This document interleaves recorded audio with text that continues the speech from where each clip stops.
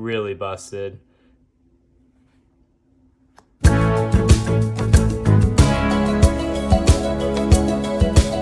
Oh, hey, what's up you guys? How's it going? It's Papa, and today I'm going to be showing you guys my Machina Gadget deck for Edison format, and let's just say that I'm not the best at this format. I started playing this format because I saw a couple people online say they like it, a lot of different decks, a lot of different versatility in the format.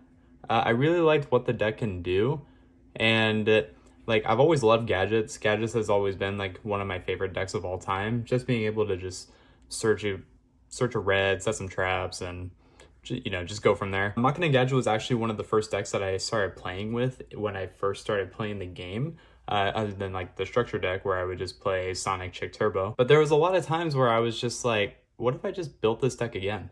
And since it's really not good for the current format here in the TCG, I decided to just take a look at Edison format. When I saw that Machina Gadget was one of the top decks, I just decided to go ahead and build it. I did try out Doom Caliber Gadget for a while, but I realized how much I love Machina Fortress and just how much of a boss it is. So I just decided to take the Machina Gadget route, and it's a really fun deck. If you're new to the Edison format, please go ahead and try out this deck. I really think it's a lot of fun. It's very easy to play, nothing too complicated. It has a few different texts than usual. It's also a 41 card list, so if you want to play 40, you can play 40, but it is 41 cards in the main deck, and the extra deck is actually kind of useful because of some choices that I did play in the deck. And without further ado, let's just go ahead and jump right into it. Starting off with the deck, we do play 3 copies of Machina Fortress. This is your ace monster in the deck. This is basically what the deck revolves around. You could use any machine monsters as long as it equals 8 levels or more to summon this by sending it to the graveyard, or if it's already in the graveyard, then you can discard 2. To summon it back from the graveyard. This card's really broken, has a really good effect. What it does is that when it's destroyed by battle and sent to the graveyard, you can destroy a card that your opponent controls, and if it's targeted by an effect, you can discard a card from their hand. And it's really broken too because it's 2500 16D, and when paired up with Gear Frame, it acts as even more stronger. We followed up with the 3 copies of Gear Frame. What Gear Frame does is it searches you any Machina card, and basically your only other target is Fortress. You could play Peacekeeper if you want, if you're into that, but I decided to cut Peacekeeper altogether because it was just never that good, and I decided to just double up on Gadgets instead. But Gear Frame is amazing because it is a union, so what you do, you search your Fortress, summon your Fortress out, just take some battle, and then you just equip this to protect your Fortress so that way nothing happens to it. So really broken there. If you don't know like what unions do, it's basically if it's equipped to a monster, you can destroy this instead if your equipped monster was to be destroyed. But yeah, definitely have to max out on the 3. For Gadget Lineup, we do play the 9 gadgets. So we do 3 green, 3 red, and 3 yellow. So I was originally playing 6 gadgets, and I'll be honest, I didn't really like it because there would be instances where I wouldn't open a gadget. Being able to just have that extra advantage, that extra +1 actually does come up a lot, especially because I am playing a couple cards that help with that advantage. But I definitely like being able to just always have a monster. Don't get me wrong, sometimes they do get a little repetitive, but that's what you do for your side deck, which I don't have. But the gadgets really are a fun way of playing the game. If you're new to the game, then like learning how gadgets work is just a very like easy way to understand how +1s work. They're really, really broken cards, but at the time they were, but right now they really suck. But yeah, definitely play the 9 gadgets. Next for some tech choices, I do play 2 copies of Cyber Dragon in the main. You don't have to do this. I am playing limited removal, so I just wanted to max out on as many machines as possible. And it also really helps with your synchro plays when you play Cyber Dragon, because I am playing, I'll just go ahead and show it. I do play a Gale the Whirlwind and a Plague Spreader Zombie. These are your flex spots in the deck. You don't really need to play these cards, but I wanted to make sure, like, if I'm going to have an extra deck, I wanted to be able to use it, so I just decided to play the 2 tuners. Gale arguably being the best one. Plague Spreader has its instances, just being able to put back a dead gadget and like a dead fortress just to summon it back out and just make some synchro plays. But it does come up every now and then, but Plague Spreader probably being the worst tuner. If Gale was at more than 1, I would probably play multiple Gales. But yeah, I definitely like these extra cards just to help complement the deck. And then for the somewhat hand traps of the format, we do play the 1 Gores and 1 Tragodia. So Tragodia is basically like a Gores, it's just that for every card in your hand, it gains 600 attack. That's what's really good in this deck, is when you play the gadgets where you're just getting infinite pluses. It just fills up your hand, so that way this just really, it's really fat. So Tragody is really nice for that instant. And then Gores is just Gores. Gores was just a really broken card in the format. It just felt like you have to play it. For the spells, this is where it gets like a little more fun. We do play 3 copies of Smashing Ground. This card is really insane, just being able to destroy a face-up monster my opponent controls that has the highest defense. It's really good. It's just very basic spot removal, being able to get rid of like Armor Masters, being able to get rid of like just random Monarchs. Just any problematic card that you run into, Smashing Ground is really good against. We do play double copies of Book of Moon as well. Shouldn't come as a surprise. Like, this card is really busted in GOAT format, in Edison format, in TCG format. Just have to play this card some way, shape, or form. 1 copy of Limiter Removal, because we are playing a lot of machines, so being able to just go for those easy OTKs is due mainly because of this card.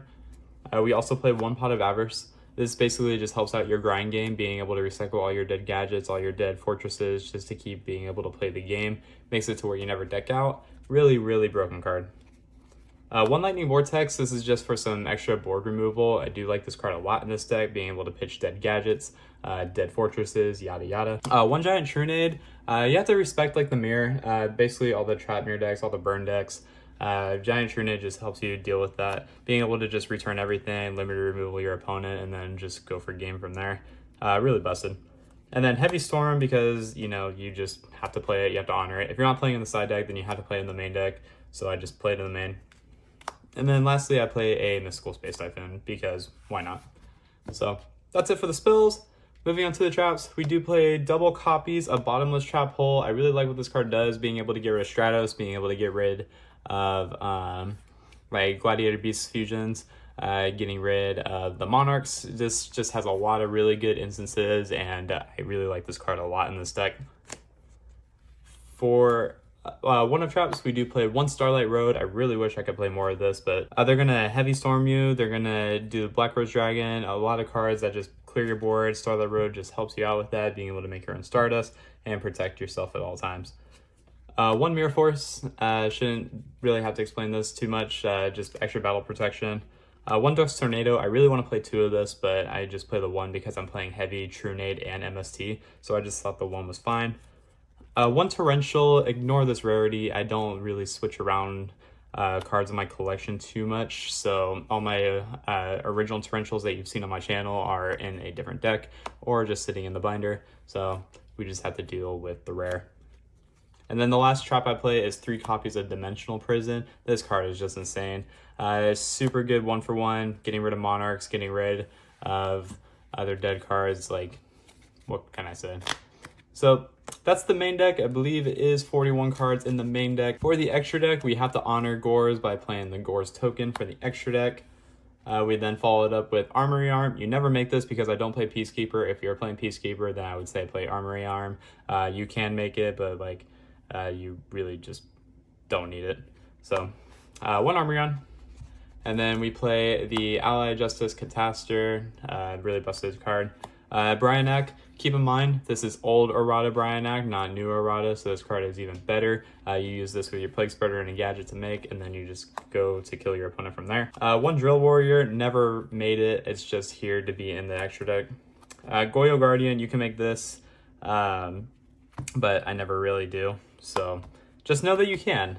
Black Rose Dragon, because we honor the Gale, that's what the Gale's there for, is to make your Synchro 7, so you play the Black Rose, the Ancient Fairy Dragon, and then the Armor Master, probably one of the most busted cards in the format, just a non-targetable, or no, not non-targetable, I'm sorry. You play Armor Master because it's basically like a tower, is just not being able to be destroyed by battle, 2500 attack. We then play a Colossal Fighter. This card's also really good, but the odds of summoning them are very slim. Double Stardust Dragon, again, same reasoning. You play 1 for the Starlight Road and then 1 extra just in case you need it. The extra deck is really, like, I don't want to say tight, it's the opposite. It's more like loose, you know, like your mom. There's a lot of stuff that you could play in the extra deck that you want. There just wasn't a lot of really good options at the time, so I just put Darble Stardust in. The only way that you make your Synchro 8s in this deck is summoning the Gale with the Cyber Dragon, but it really just depends.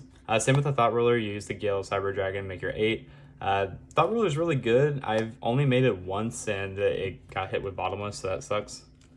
And then we play a Mistworm, which you can't even make, so that's besides the point.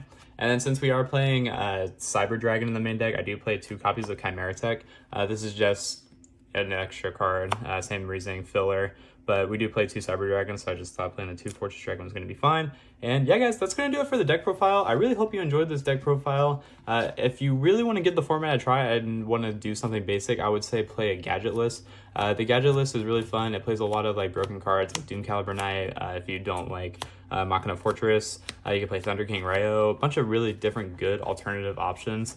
But this is just one of the many decks of Edison format. I haven't really played against too much variety. I've only played against like Diva Hero, Monarch, a couple Flameville players, some GB players, but the format is really fun. You get to play a lot of cool different archetypes all the time. It like helps your growth as a player. Just being able to learn different formats, learn different rulings. Priority was a thing. You still draw for turn during this format. It's a really busted format. I really recommend that you guys try it. But until next time, guys, this has been Papa, and I will catch you all in my next video. Take care, everyone.